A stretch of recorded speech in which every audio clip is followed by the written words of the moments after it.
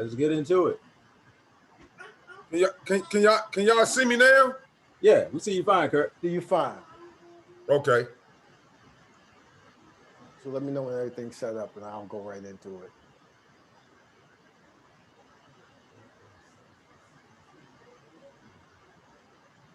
Failed to go live. Please check your audio and video sources. Hey, Gene, give me 1 second. Go ahead, take your time, man. Mark and I can hold it down till you come back. Go ahead. Hey, Betty. Where's Betty go at? I'm trying to get this motherfucker. Try to come up for a minute. Oh, no, we good. I'm good, child. All right, this is Hoya Locker Room, episode 47. Special. So, Hoya Locker Room, episode 47. It's a special edition. Markham is back with us. We have Curt Trouble Smith, Washington, D.C. ambassador, street legend, bloodlines run thick. This is a very important episode for us because when we talk about Georgetown basketball, we talk about D.C., it's pretty much the same thing. It's synonymous. And this gentleman himself, Curt Smith, represents that. His family line, his lineage is strong, from Fatty Teller to Rodney Wright to Charles Smith. He himself, veterans camp with the Pacers, veterans camp with the Wizards. At Drake, 90, if I'm correct, it was 93. He was player of the year, only player to lead the conference in points, assists, and steals. So with that, I just want to launch in and welcome you, Curt, to Hoya Locker Room, man. You like family. Like I said, this is a DC edition, and we want to welcome you. Mark, I'll let you jump in and say a few words before we put that microphone on Curt. Because once we put it on Curt, we might not get it back. well, the only thing I had to say is everybody knows I'm known for talking about my post game. Curt Smith and I played in McDonough one day, and he's a little shorter than me, so I got him on the block, but I missed. He took the ball out to the perimeter, and I can defend. That's another thing. I'm not Gene Smith, but I can defend. I'm very well aware of that. Curt Smith made me look like Michael Jackson against Pearl Washington, that clip they used to see at I might be in that clip too. To this day, I don't know what he did, but he was over here and I had him and he wasn't going anywhere, and I swiped for the ball and I was swiping at open space and he hollered out Isaiah and did a little finger roll to the hole. I was like, I don't know how this dude did that to me, but he got me. So that's who you're dealing with. This guy has mad game. So with that, hey, Curt, our connections, obviously both of us being from DC, are strong. I hope to touch on that as we get into it. But I'd like for you to start off by just talking about DC basketball, what it means to you. If you can bring us from the Curt Trouble Smith, that was a different kind of trouble, to the Curt Trouble Smith, which is the good kind of trouble that John Lewis used to talk about. Because I think you represent everything good about DC. So if you could just bring us full board on who Curt Smith is.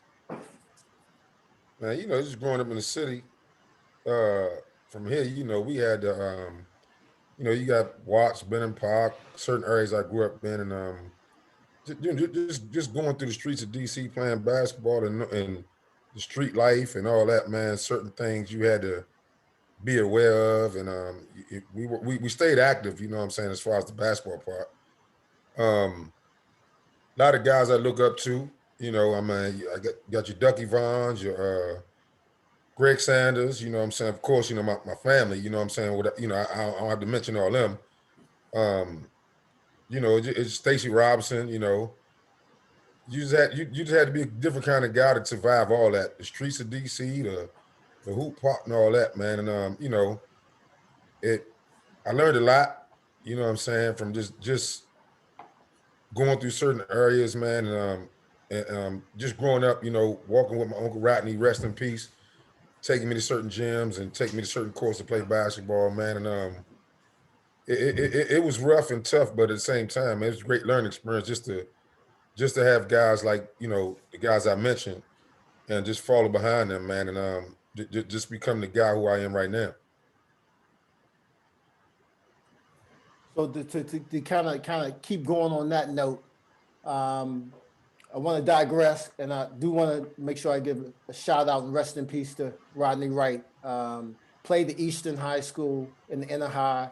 I was a couple years behind him, and in terms of having an influence on me, I'm a Northwest dude. Wound up going to McKinley Tech. Just to be able to see Rodney perform was legendary, was influential, and that's the thing. Bringing you on, we're all connected, and it's not one of those things. Once we get between them lines, it's on and cracking. But then once we get off, it's that family thing. And I want to highlight you because you've been doing it for a while. You got the Watts Summer League, which is coming up on its 10th year. But again, I want to digress. I mentioned Rodney Wright, and I want to mention Charlie Mo Harrison, because I know how close you and Charlie Mo were. But you seem to be in the midst, you're close to everybody. And again, that speaks to the DC family. So if you can just touch on that, how big that is, how important that is. I spent 15 years in New York, Curt, and I wasn't part of the DC basketball scene like you are, like a permanent fixture. But the respect that New York had for DC, man, it just blew my mind. So if you can kind of speak to that a little bit. And again, your Georgetown connection is obviously strong, but it's even stronger than just your brother. You're a permanent fixture behind the bench every season, and knowing that you're there is a comforting feeling. So I just want to expose you to the Georgetown people who might not know about you. So I'm putting you on the spot, man. You mentioned my good friend Charlie, man. You know, I wear this every day, man. You know, and I wear it well, man. Definitely miss my guy. You know what I'm saying? We were great friends, man. We done been all around the world hooping, and the most part, you know, we just off the court. You know what I'm saying? It was a different type of bond. You know, we were great friends, man, and you know, it hurt me to my heart. You know, we started our show. We had a lot of fun with it. You know what I'm saying? And that kind of like set me, you know, put me in a different little time, a different zone as far as just understanding how to appreciate life and everything like that, man. But to speak on the Georgetown thing, you know, I was in high school. Well, I was in junior high school when my brother first went to Georgetown.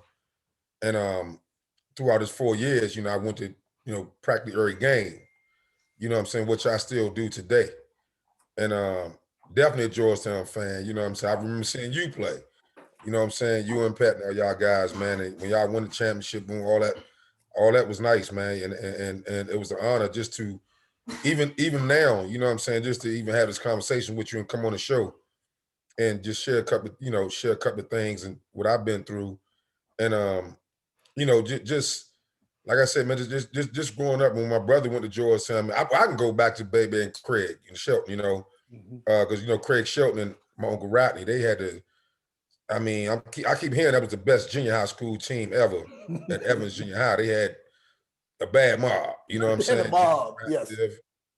Rodney, Craig Shelton, them guys, man. So I was a little puppy back then, and just to see all them to go to the next level and do what they were doing, and you know, finally, you know, my brother get to Georgetown, and I'm at the games at the Cap Center, you know, like every game, and now I'm still connected, you know, every game because I'm still a Georgetown fan, you know, thanks to, you know, Coach, man, you know, rest in peace.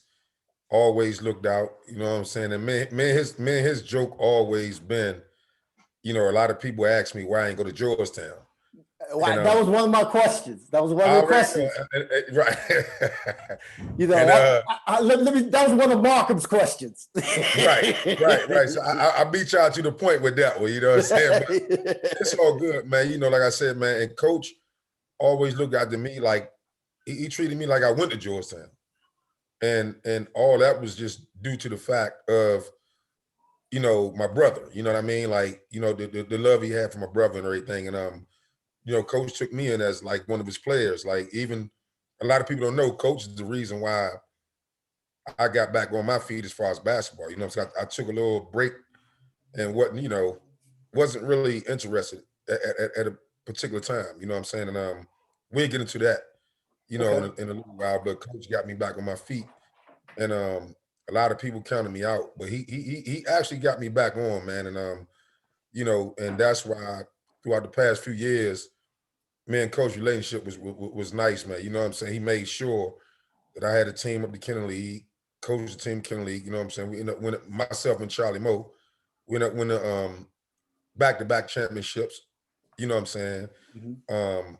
That was an honor, and it was also an honor to have my right-hand man Charlie Moe with me, to coach with me, to get us through that situation. You know what I mean? But like I said, man, I mean, it's just a blessing to have guys like, like my uncles and them, man, and just to look up to certain people. Like I stated before, like Ducky Vaughn, them guys, Stacey Robinson, guys, just to even have good relationship with them guys when I was a kid, and just to bring me to where I am now, just to want to have a summer league. Yeah, yeah. See, I want to stay with some of the people you mentioned, the Ducky Vaughns. As I mentioned, your Uncle Rodney Wright had an impact on me. I want to mention Ed Swells, because Ed Swells was a Oh, senior. that's my guy. That's my guy right there, Eddie Swell, man. So he was a senior when I was a freshman at Georgetown. I mean at McKinley, and Curt abused me every day, made me better every single day, backed me down. He said, "You can play deep, but I'm gonna walk." He walked me down. He didn't try to go by. He walked me, stepped on my feet while I'm trying to play D, but made me a better player. Right. And when you talk about Ducky Vaughn, I didn't access Ducky Vaughn until I got to Georgetown and I was playing at the Urbo. Because again, my DC ball career doesn't match yours. But the fact that we have the same people in our lives from a basketball standpoint that impacted us, to me, shows the power of DC. So where I'm going with this is, how does Georgetown reconnect the way that it was in the 70s and the 80s, and to some degree in the 90s? How do we get back to that? And somebody like yourself that's firmly entrenched, again, we know that this is a different day. Kids got way more options than they did back then. Right. But I just like to hear you elaborate on the state of the game today. How can Georgetown get better on them streets? And again, all thinking about DC family. Well, Gene, I'm gonna say this to you, man. You. It's not about matching. You know, saying as far as like, status as far as in the city of DC as far as basketball, but I don't know if you know that you were the one that first started people going around talking about the Georgetown Press, that Gene Smith defense, and we talk about that still today. As far as like Georgetown Press, Gene Smith gonna lock, he gonna lock up, he gonna do this and that. You know what I'm saying? And it was kind of like, I don't know if you noticed, but back in the day, when my brother went to Georgetown, a lot of people actually thought that we all were related to you. You know what I'm saying? They were like, "Oh man, he's strapping up just like his peoples." You know what I'm saying? But even though we're not related, we never know. We may be. We never know. So man, you were a big part of that. Appreciate that, fam. That thing when they say the Georgetown Press, because that's all they can think about. Number 22, just strapping up. You know what I'm saying? And just doing your thing. You know what I'm saying? So I got to give you your props on that for even having people start that name at Georgetown Press. You know what I'm saying? So, and then get back onto the how we gonna get Georgetown back. I just think that it's kind of like you gotta stay competitive with the other major universities and go along with what they doing as far as like you got to. Now I know it's crazy, and I know Pat probably don't want to get through it, but you got to get connected, with these AAU teams and reaching out to certain guys that have connections with certain programs that they can get, to certain kids, and me and Pat speak on that, sometimes as far as like getting kids or who you like. My whole thing is you have to get that Georgetown connection back as far as like getting the, getting diaper dandies and All-Americans and local guys. You know what I'm saying? I mean, you got to think back in the day, Georgetown always signed about 3 or 4 local guys off the Local break. cats. You know what I'm saying? And I'm talking about guys that can really play. Right. I just think it's connection where, the whole program just had to reach out, to people that I think that can really, really get them going and get them back the way the Georgetown basketball used to be. Now, I know it's hard now. It's crazy because these parents, we're in a different situation now. Mm-hmm.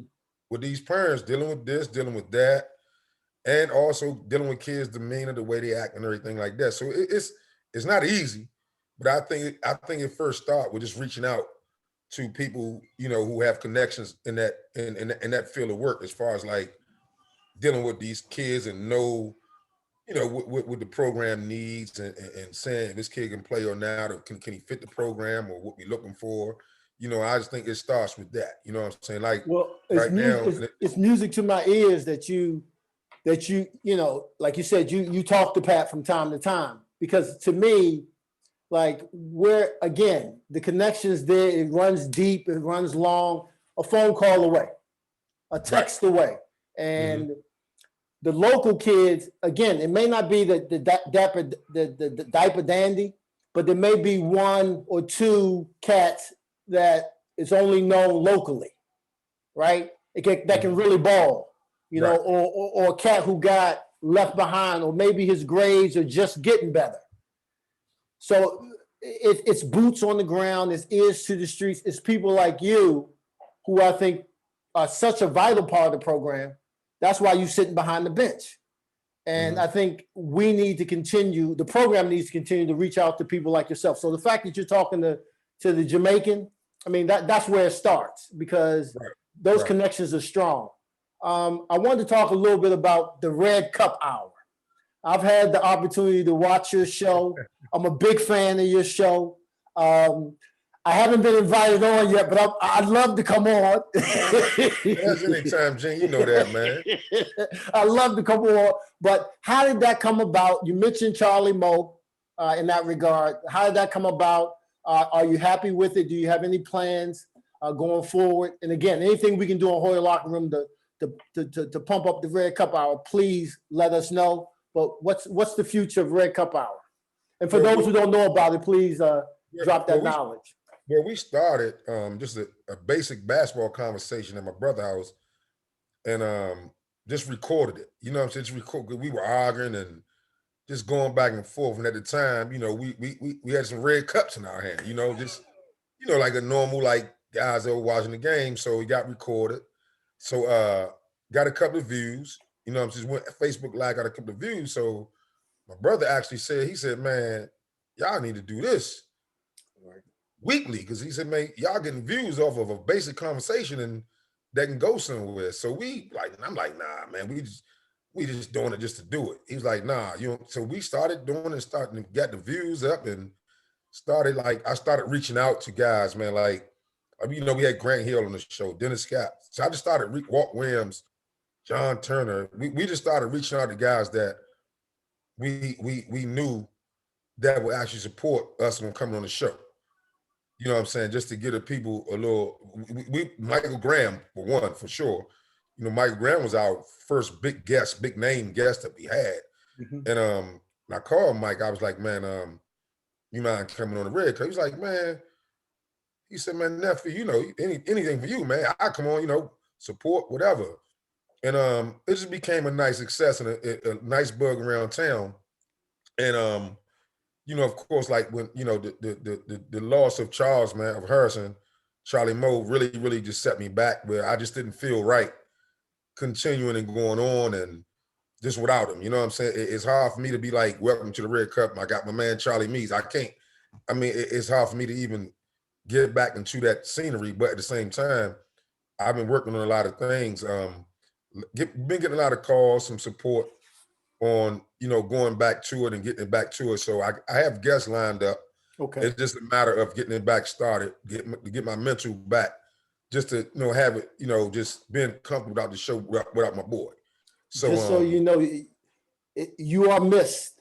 And I can't think of a bigger tribute to Charlie Moe than to have you come back with the Red Right. Cup Hour. So I'm definitely in the works, in the mix of getting that back together, Jing, because everybody been on you. Man, we've been looking forward to it, because what I do now, though, I do post questions on Facebook, and I call it the Red Cup question of the day. Okay. You know what I'm saying? I got a lot of comments. I mean, every day I just post anything. I might say who best between this person, that person. Just to keep the camaraderie going. And it's been a success every day on plenty of views. So I'm looking forward to getting back, in that form of, every Saturday night with the Red Cup, you know what I'm saying, and having guests and just getting back into it. You know what I mean? Okay. Well, yeah, you're definitely missing. We look forward to you coming back. You mentioned a couple of your initial guests that you had on Red Cup. What does it mean to you when you have today's superstars referring to your game as being one of the toughest games ever on the block, on the street, from Kevin Durant to Grant Hill to Dennis Scott? What does that mean to you when they show you love, pass those accolades on to you? What does that mean to you? Oh, it's definitely an honor, you know what I'm saying, to have guys on that platform to even mention my name, and give me credit like they give me. And it's a great thing for what I'm doing now, as far as like working with kids, you know what I'm saying. It gives me a little more leverage to actually let parents know when I got their kid working them out. Mm-hmm. You have like, I'm stamped. It's not like you ain't working out with Joe Blow. They're just going to do all these drills and do all that. You hand it from official people that's saying like, this boy, can do it, and it actually helps me out a lot as far as like approaching a parent or a kid and saying, I can get your game better. You know what I'm saying? So now it's like to have that on your resume, you know what I'm saying? It is a great thing, instead of just any ordinary guy from the street to say, oh, he can play.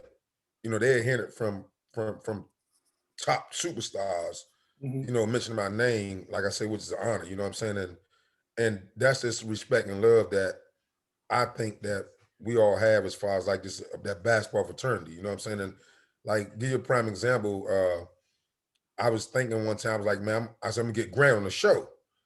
So a lot of people doubted me, you know what I'm saying? So Charlie Moe was like, man, I know we can get him, you know what I'm saying? So I reached out to him because he'd been watching the show. He cracked a joke at me. He sent me a message saying, damn, you ain't hollered at me yet. You know what I'm saying? Like, man, I think you're too busy to come on, our little Red Cup, we, you know what I'm saying? He was like, nah, just let me know when. And he let me know he's in town. So we normally do it on Saturdays or Fridays. So he was in town like on a Tuesday, Wednesday. He said, man, I'm in town, but I'm leaving tomorrow. He said, man, I know y'all showing service. I'm like, man, we gonna do this joint tonight. Any day. Yeah, man. Right. Grant Hill, come on now. We can't pass that down.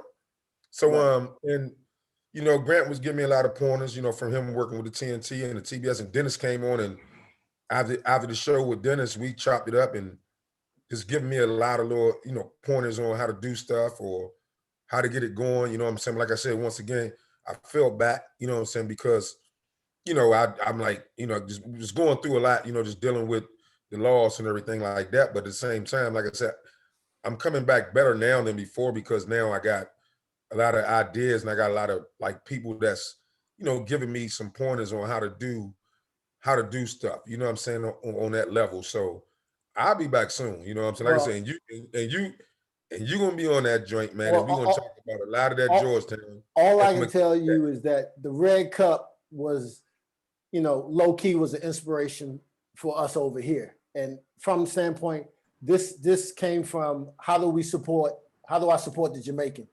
The only way I know how, which is just get out here. We got a pandemic going. We all on lockdown. Let me see what I can do to just be a positive voice for the program. Just watching Red Cup, it's so authentic. It's so original. It's your audience is my audience. Your audience is my family. Those are the people I grew up with. And the fact that you have a platform that speaks to us, that talks in a way that, again, we're talking about the same thing, but it's coming from a point of view that we don't normally get.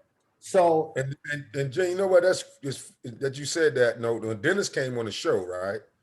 So when Dennis Scott came on the show, so after the show, you know, we talking. He said, "Man," he said, "I know a lot of people coming to you and saying you need to get this or need to." He said, "Man, if you don't keep it like this, it ain't gonna be the same." mm-hmm. He said, "Just keep it like this." He don't. He said, "Don't go make a commercial. Don't do because it won't be the same." And I took his advice, you know, and I've been thinking, and me and Dennis been talking back and forth lately, also, you know, on starting back up and what we, you know, what can he do to help and all that. So it's in the process, Jim. I'm coming back though. Well, this is the thing though. It's Curt Smith. It was Charlie Moe Harrison. Everybody can't just do what you guys are doing the way you're doing it. And again, your journey, your life is an example. And I've done my homework on you. I listened to a couple of your broadcasts, and like I said, if we give you the mic, we might not get it back. But let me just interrupt 1 second. I popped in here. I always stay behind the curtain, but you're talking about bringing the Red Cup back. I want to suggest a guest for you, and I don't know if you had him on, but even if you had him on, you should bring him back. I don't think you have. One of my favorite paragraphs I have ever read in a sports magazine is this. Last summer, Steve Francis walked into McDonough with a team he called Francis's Hitman, sporting a lineup that included himself, the Wizard, Moochie Norris, Jerome Williams, and Cuttino Mobley, and lost. They dropped a 121-120 decision to a group of DC playground legends who made their names against these very same players years ago. They still talk about the battle between Curt Smith, little bro of former Celtics guard Charles, and Francis. The Rockets point guard gave the street legend 59 points from all over the court. The trays from the hash mark, wicked crosses, and cradle dunks were enough to make sure Smith would never show his face in the gym again, except for the fact that he scored 62 himself with a deadly fall away in the lane and a slick separation move while going to the hole. The rock-solid 6-foot Smith matched Francis shot for shot, and there were no freebies either. I know this for sure. I was there. It's from Chris Palmer, ESPN, the magazine. You got to have Steve Francis on to talk about how he gave a dude 59 and lost. Well, let me correct this 59 thing. Let me do that first. And let me correct the man. I had 64. Okay. You know what I'm saying? And the thing that, first of all, I Mark, see now you got me talking like, you know, like I lined them guys up for one. And that's the whole thing. Cuttino Mobley played, Moochie Norris, Steve France, all them guys. So I think they probably split that up like 20-something apiece. You know what I'm saying? And, right. and those my guys. So I got respect and much love. You know what I'm saying? It's Steve a hell of a top good dude. Special. You know what I'm saying? I mean, the boy he bad dude. You know what I'm saying? But once, like, you know, like Gene stated earlier, just representing the city, man, and couldn't have them dudes come up there and just act like they was, you know, just gonna win. It's a funny story because Jeff Brooks had called me, who was running the Kennedy League at the time. And he was like, man, they bringing this person, that person. So I named my mob. Jeff Brooks actually laughed at me and was like, come on, man, you got to get this. I said, man, I got John Turner. I got my brother. I feel comfortable with my mom. Daryl Prue. Man. Oh, JT and Smitty played in that game? Yeah, man. Them young boys, man, they going to do this to y'all. I said, just set the game up, Jeff. and we can go from there. So after that game, you know, of course, it was jam-packed. It was wall-to-wall in that joint. So, you know, I told Jeff off the break after the game, I said, you know what, man, you talking all that trash. Let me get some of that door money, man. I got stuff to do. Let me get some of that door money. Take that 64 with you and all these dudes that you said that was gonna kill us. You got Jihadi White on their team. I got John Turner, cold beast. You know what I'm saying? I love my mob any day of the week. You know what I'm saying? All them So was they had Jihadi and Junkyard on the team? Man, they had a mob. They had all pros. I'm telling you right now, no exaggeration, that they had all pros. Wow. And Vanderpool, all them guys, they had a mob. Dave Vanderpool, they had a mob. And I just feel comfortable with my mob. You know what I'm saying? Because at the time, you know, we were still playing, but we wasn't in the NBA. We were still playing basketball and being competitive. So we weren't gonna let. There's no way we were gonna let the up and coming dudes just come in there and do anything to us. You know what I'm saying? So I told Jeff Brooks, man, yeah, let me holler at you. Let break down. Well, I can go to this club and pop me some bottles at night. You know, but that was a good game for the people, though. That was a great game, though. Great game. Kurt, I'm going to go back. Back behind the curtain. No, we like you at front and center, actually. Kurt, I want to reflect on your connection to Coach Thompson. And I mean, I know the story, but it's a powerful story. You know, again, like I stated, man, you're family through and through. And so if you could just talk about that relationship a little bit, because I thought it was when I heard the story, I was just like, yo, man, that's just how we do it in DC. Yeah, it was tough. It was tough. When I went to Coolidge, I only went there 1 year, my 12th grade. I went to Mackin first. So when I went to Coolidge, Coach came to a few games. You know what I'm saying?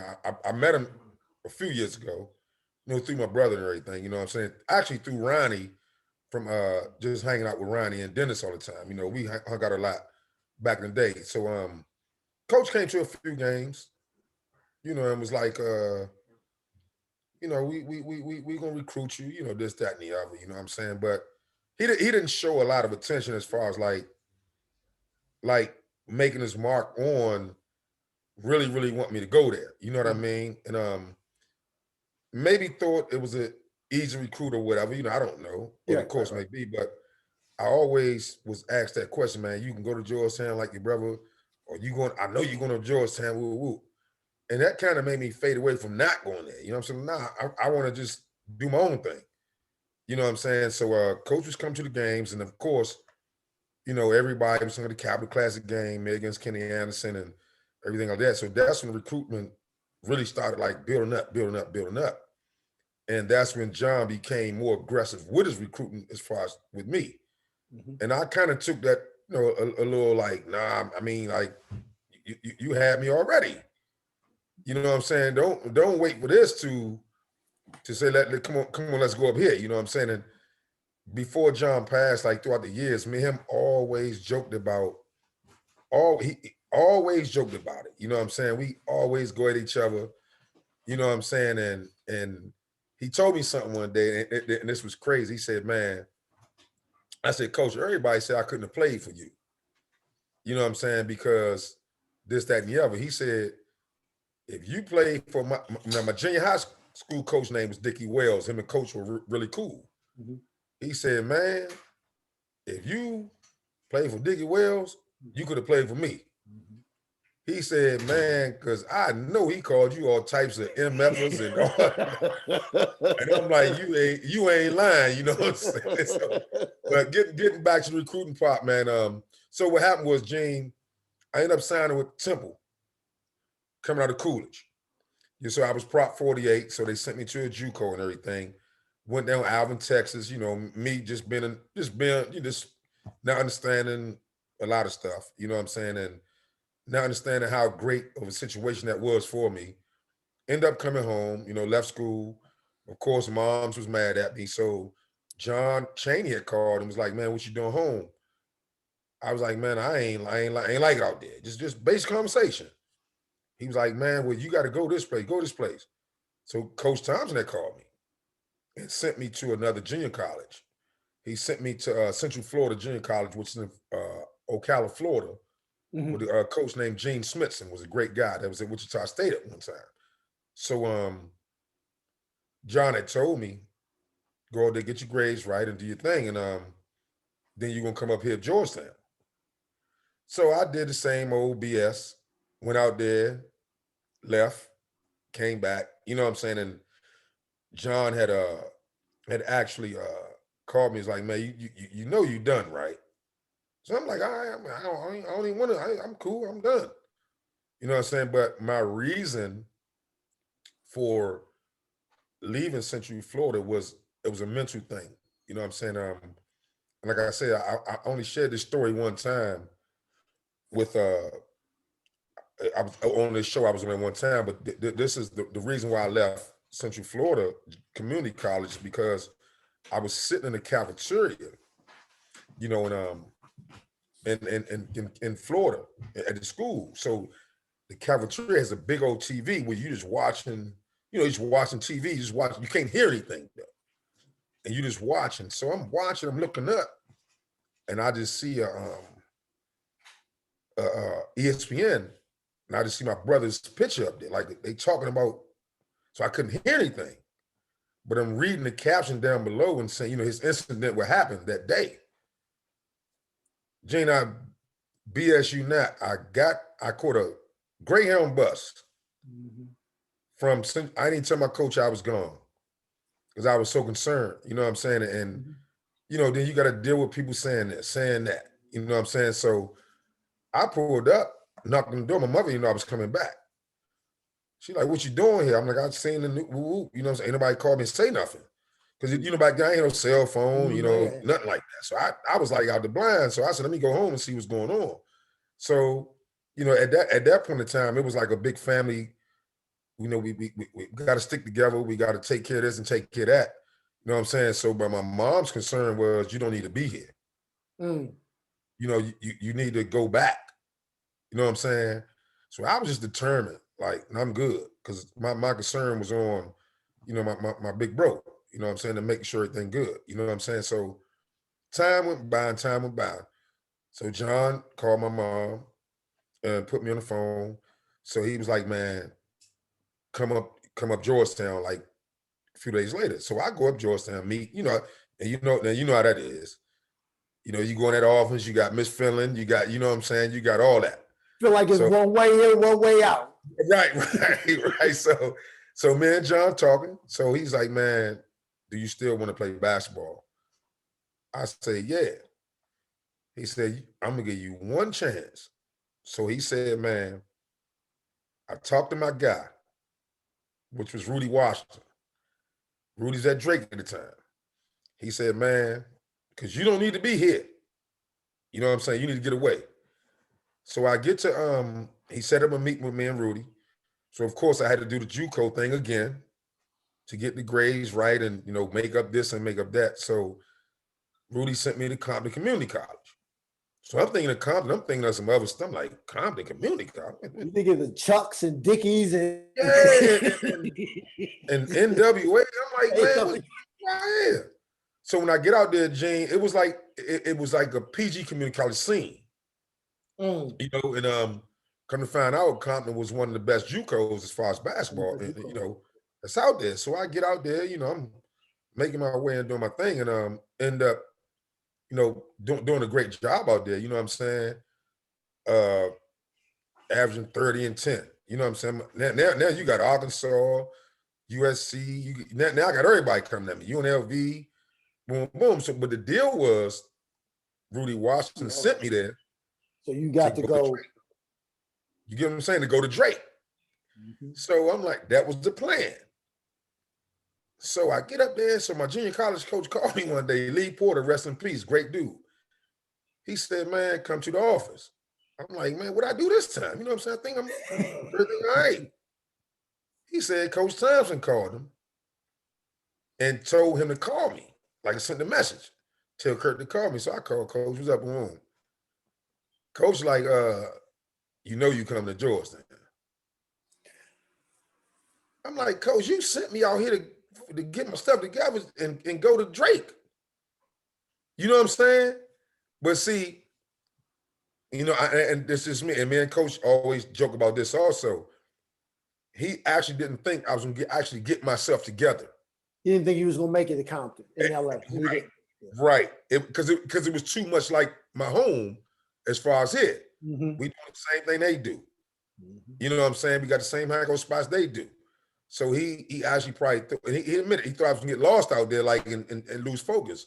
So we had a long talk, but I just had to be loyal to Rudy because, you know, he took care of a lot of things that I needed out there and everything. So, but in the same token, if I would look back on it, you know what I'm saying, I wouldn't have mind going up Georgetown and playing for Coach because me and his relationship as far as like communicating, you would actually think that I did go to Georgetown. It was a lot of people, they're like, man, White, man, you be on the games, you front row, you on the floor, man, and I'm like, nah, we just cool. It's cool. You know what I'm saying? And I miss my guy because, you know, we were actually talking on the phone at least once a week. Wow.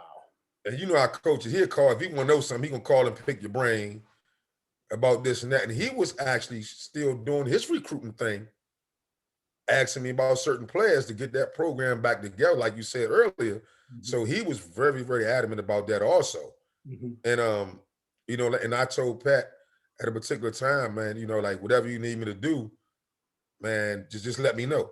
You know what I'm saying? I can be behind the scenes, it don't matter. It's not about me sitting on the bench and like that. I can just be around just trying to get that Georgetown thing back. Right. It's no accident to me that three of the coaches you named are three legendary coaches: Chaney, Thompson, and Washington. Can you share something common that you took away from all three? Or can you say which one had a greater impact? Because those are legendary coaches. And to me, it's no accident that someone like yourself was in their company. So they clearly saw something in you that was bigger than basketball. Yeah, so, and if you could share that. Like I said, it goes back to my junior high school coach, Mr. Wells, and he just had that tenacity. Like you just had to have that mental toughness to play for him. So he prepared me for guys like the Cheneys and the John Thompsons and the Rudys, because the John Chaney incident was crazy. He came to my house for the home visit. So he loosened up his tie and sat down and just was like, he just said what he had to say and pulled out the papers and letter of intent. He was like, man, you gonna sign on that. Right. He was straightforward. He said, I ain't give you all of this, that, and that. What you gonna do? And my Uncle Fatty was actually at the house at the time because Uncle Fatty went to LaSalle, which is in Philly. Springard, LaSalle, and ABA was the Virginia Squires, right? Right. And then the Denver Nuggets. Yep. So my Uncle Fatty really is the reason why I signed with him. Because he gave John Chaney so much props. He was like, oh, this the guy. And he said, he ain't gonna take no BS from you. This, that, and the other, you know. So, you know, Chaney kind of like, you know, he came through and said what he had to say. And John found out, he came through. So him and John got to talking. So of course he went to coach about for reference, you know what I'm saying? Like, how's the kid? Is he a good kid? Coach like, of course, you know what I'm saying? But you know, you might have to deal with this or this or deal with that. And you know, it was all just being straight up. So as far as the influence that Coach Thompson had, man, I mean, like it was crazy because we talked, and it wasn't a lot of stuff wasn't even about basketball. Right. You know what I'm saying? And to watch him on TV interviewing guys, and I'm just saying, like, it's the same dude I be talking to all the time. He always called me back, always called me, or just was up. He'd just say, man, what you doing today sometime? And I'm like, this John Thompson called me. What I'm doing? But you Curt Smith. You Curt Smith. Yeah, I'm like, man, what's going on? So, and then when I started the league down Watts, he had called me. You know, he was like, man, just let me know. If there's anything you need, just call me and let me know. You know what I'm saying? But at the time, we were just small, just trying to get off the ground. So I wasn't one of them type of guys that was reaching out and saying I need anything because it was really for my neighborhood. Right. I didn't expect the league to grow like it did. You know what I mean? But he always kept until he'd call me and say, man, who playing in today? Anything. He never made it down there, but he always used to be like, man, how much such and such hit last night? Well, I heard that kid was pretty good. You know, that was just our communication. And you know, he meant a lot to me, man. And himself, the late Cheney and Rudy Washington. See, Rudy was more of, I spent that 1 year with Rudy, whereas he just still was learning his way to get to know me. So he kind of like let me be, you know what I mean? Like, man, I'm just let you just go ahead and do what you gotta do. You know what I'm saying? Like, I ain't gonna get in your way. But then I would get calls from Coach Thompson when I was at Drake. Like, man, I talked to Rudy today, man. Man, you showed up late for practice. I'm like, Coach, I was. So Coach is talking to you about stuff that Rudy should be talking to you about. Yeah. I'm like, why Rudy ain't telling me this? You know what I'm saying? Rudy respected John so much. He just knew me and John's relationship. Whereas he didn't want to actually directly come to me. His whole thought process was he'd get it from John. You know what I'm saying? Because he was so afraid of like what I might leave or stuff like that. And like I told him off the break when I was at Columbia Junior College, I had Nolan Richardson every day knocking at my door. Dre Tarkanian, all them guys. And I said, Rudy, I'm loyal, man. I got you. I'm going to Dre. He was so like, when I tell you, Gene, he was so worried because he put so much into me going there. You know what I'm saying? It did a whole lot. You know what I'm saying? I'm like, Rudy, you ain't gotta worry about me. You do not have to worry about me going nowhere. I'm coming to Drake. You know what I'm saying? But he took great care of me, man. And but I want to talk about that. No, I'm sorry. Go ahead. Finish. No. His whole thing was he always communicated through John though to get me straight. Yeah, I just want to talk about that year at Drake, where you just did what you do. What was that season like for you? Was that one of those situations where you just put the world on notice? Because it just seems like at certain times, Curt, you were just putting people on notice. Like, y'all don't know, well, I'm going to let you know. And you did it in a fashion where it was almost like clockwork for you, like what you normally do. What was that year like in Drake? And kind of compare that to DC, because you're a DC cat. Drake is a long way away from DC. No doubt. So what was that year like for you, and how were you able to have that incredible season, given everything that you had gone through to that point? Well, first of all, when I first went to Drake, the very first day, you know, I'm out there. I'm like, man, what are we gonna do? Because I'm out there like a month before school even started, so it's nobody really on campus. So me and my backcourt mate Clayton Allen from Texas. So we looking for stuff to do, man. Like, man, we ain't got the only thing we doing is working out every day. So not even knowing, Drake is actually 2 minutes away from the projects, but it's gated up where you really can't. You got to go a long way around to get to the projects from Drake. So we found this little court out there. They hooping outside. So I get to meeting people. I'm like, man, it's much better than what I thought. You know what I'm saying? I think I'm going out there just to know. You know, I'm like different culture and everything, but I'm like, no, it's actually it's people like us out here.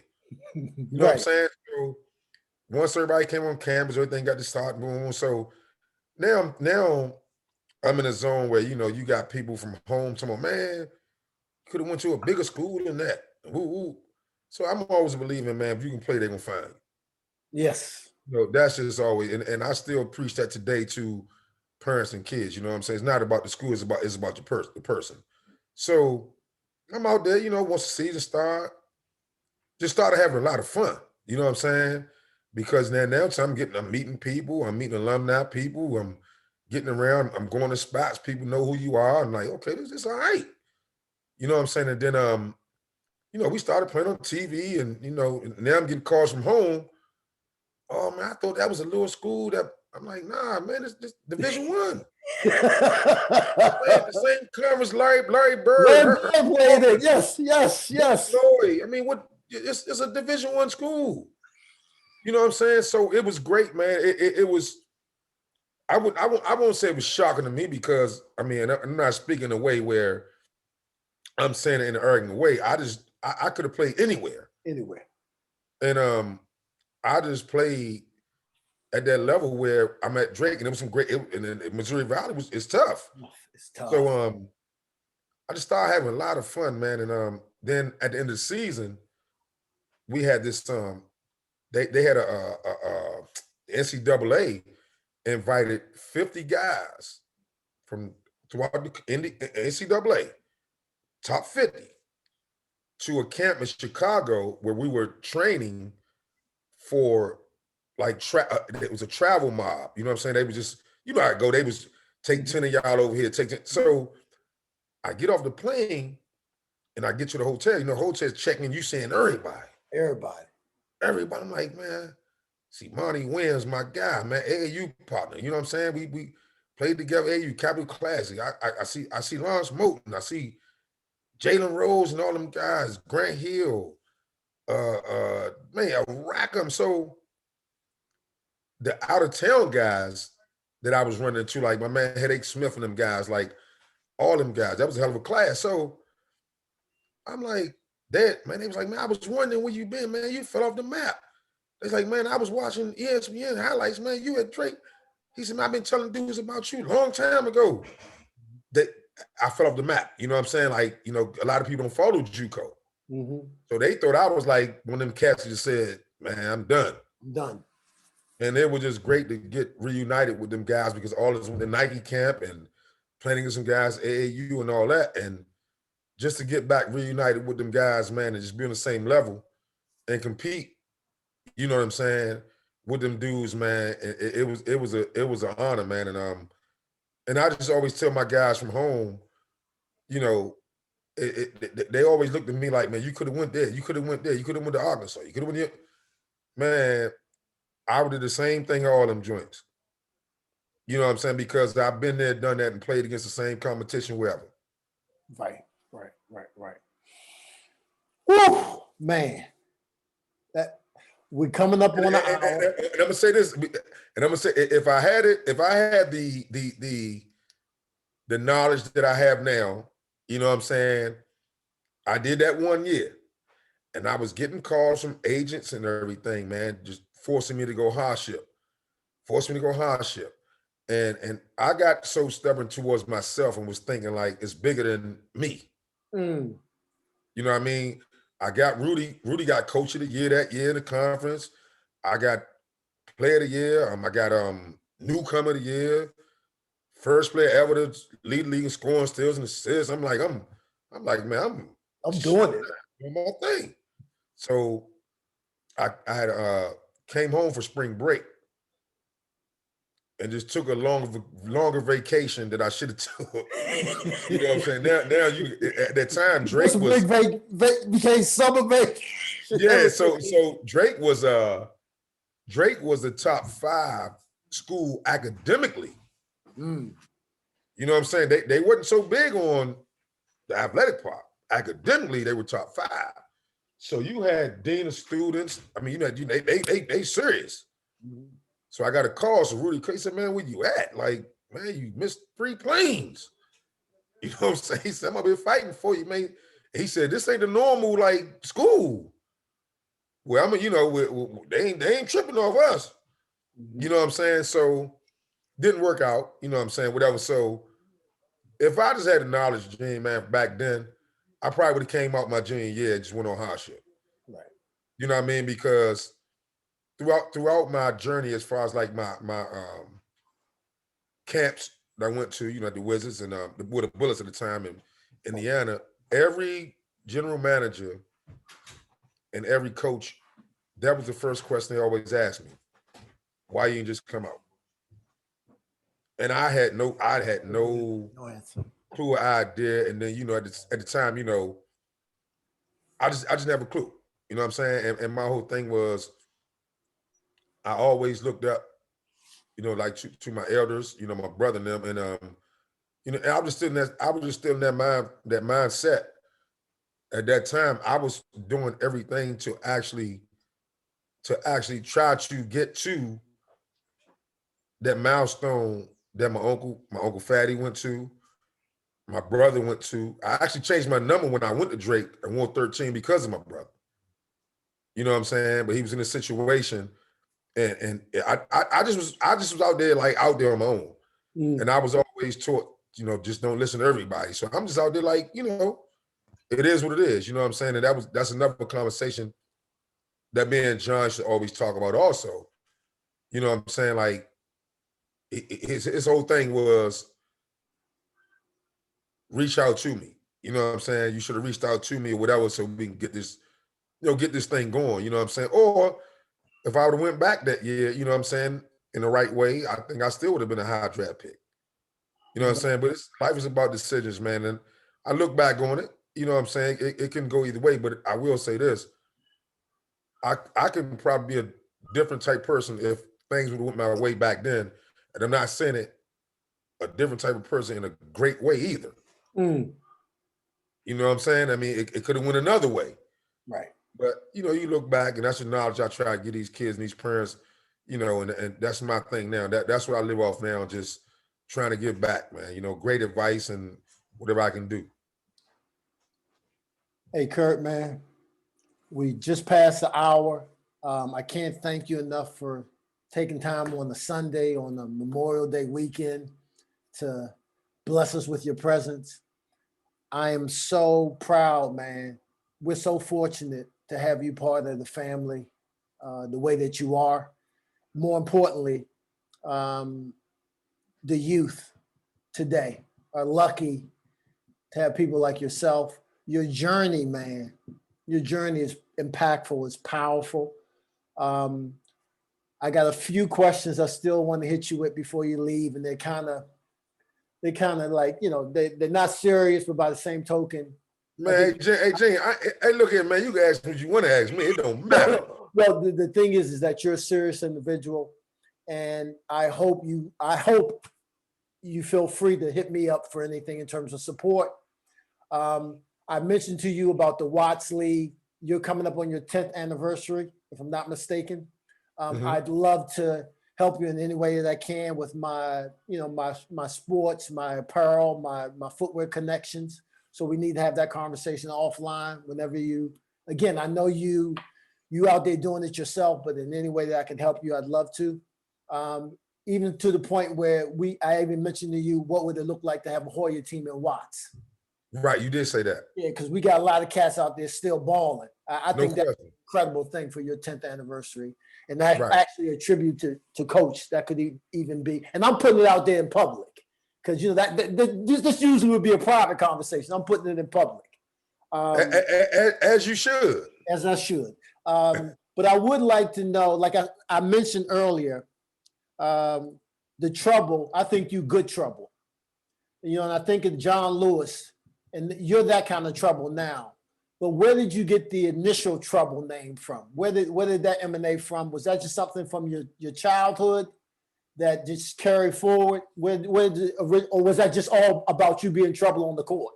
No, it definitely got the name from Miles that runs Berry Farms. Okay.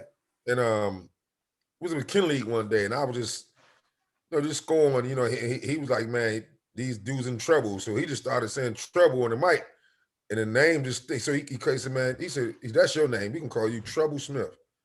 So I'm like, I'm cool with it. You know what I'm saying? I ain't got no problem with it. Right. But as far as trouble off the court, Gene, man, I've never really been in trouble with the law and like that. I'm always, I'm gonna get stereotyped anyway, which we all do. We all do, right? You know what I'm saying? I get a lot about the crowd you hang with, this and that. I'm just speaking as a youth. Mm-hmm. You know what I'm saying? And, as a youngin', right? You got an entourage that do this and that. So a lot of people was putting me with certain stuff. You know what I'm saying? And I mean, I'm very aware of I'm street smart, you know what I'm saying? But I'm not that crazy enough to know what, you know what I'm saying, to do stupid stuff. Right. You know, like I said, man, I lost a lot of friends along the way in the street game.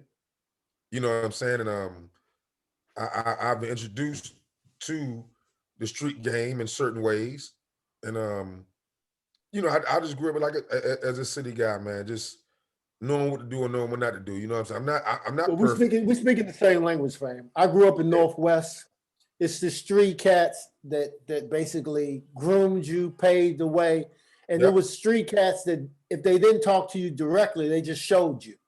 Exactly. And playing ball, a lot of times they made sure you didn't go certain ways. Exactly. And you know, just to speak on that, man, you know, I remember one time I was in the 12th grade and I came home with like 4 pair of brand new tennis shoes. And my mother was like, "Where you get them from?" I was like, "You know, why? You know, I just new tennis shoes. Like, you ain't had the money to buy them." Yeah, I'm taking You know some what I'm weight saying? off the plate. Yeah. And now on my mind, I'm saying, I couldn't even make up nothing, Jay. I couldn't even make up nothing. You know what I'm saying? Yeah. And she literally made me take them outside. Like, nah, she called them dirty shoes. I'm like, dirty shoes? These fresh, brand new. These Jones $100. You know what I'm saying? Who ain't nobody got these?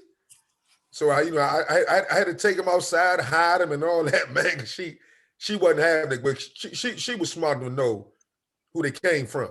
Right. And her whole thing was, I'm not condoning that in my house. You know what I'm saying? But like I said, man, I learned a lot, man. And I'm sure you pretty much came up probably the same way. Same way. You know what I'm saying? And knowing certain people and certain guys, man, that always took care of us as far as because of what we've done on that basketball court. Well, fam, like I said, man, I thank you so much. The last joint I got for you, the last question I got for you. Oh, let me hear this. The word on the street. And this comes from Charles Smith himself. Uh-huh. Man, my brother's better than me, man. Like that's it. And to hear it from him, you can't. I disagree. Tell me why you disagree. I just think that, man, put it this way, I definitely disagree because he's very underrated to me. Way underrated. Yeah. You know, when people get to talking this, I'm like, man, y'all must don't know. But Curt, think about how he came to Georgia. They thought he was coming to Georgetown to play D. He Exactly. flipped the whole script. Right. So, you know, and they still confused. Exactly. And I'm gonna say this to you, Gene, and I'm glad you asked me. If I had my brother's work ethic, no bull, this would be an HBO interview. No doubt. This is NBA TNT. Yeah. No bull, but yeah, man. I look up to him, man, so much, man. A lot of people don't even understand that part. Right. You know what I mean? Because I kind of get a little upset sometimes when, like, this man name only come up in certain Big East Player of the Year. I mean, Olympian, you know, Boston Celtics. I'm like, y'all naming all these other dudes. I'm like, y'all can't be serious. Can't be serious. You know what I'm saying? But yeah, man, I mean, that's my guy, man. You know, that's my guy. And he speaks of you highly. You know, he's Georgetown family and everything. You know what I'm saying? And it's just it's an honor for you to even call me to be on the Georgetown locker room joint and treat me like Georgetown family. So, dog, it's a wrap. Thank you so much, man. I look forward to seeing you soon. Best of you and the fam doing this. It seems like we're coming out of this pandemic thing now. Right, exactly. So like I said, I hope to see you soon. Hope to see you up at Watts. Hope to see you in the gyms, man. But nothing but love. And I'm gonna see you on the Red Cup. And none but, hey, book it anytime you want me. Monday, Tuesday, Wednesday, Thursday. I'm available.